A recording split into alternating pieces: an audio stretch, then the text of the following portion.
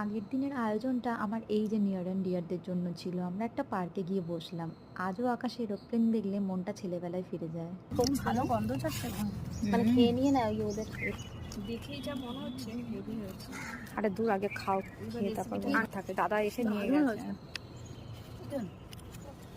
ফাটাফাটি ফাটাফাটি একদম। আর আমার এই ডার্লিং এর এক্সপ্রেশনটা দেখো জাস্ট। এরা সবাই এত ভালোবেসে খেয়েছে, এটাই আমার কাছে বড় আনন্দের। আমি খুব খুশি হয়েছি। আমার আয়োজনের সাথে আমার হাজবেন্ডও আমার বান্ধবীদের জন্য ভোরে উঠে চা বানিয়ে দিয়েছে। কি সুন্দর চাটা।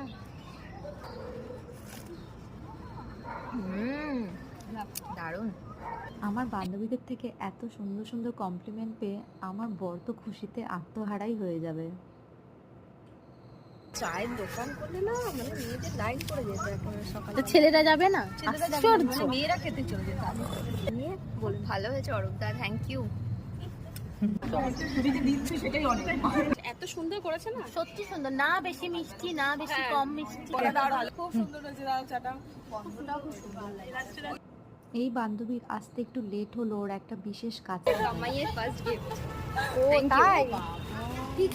চাকরি করে?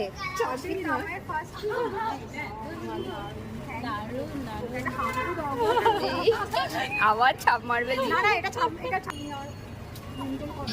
ও আমাদের জন্য ভালোবেসে গিফট এনেছে। Such a sweet.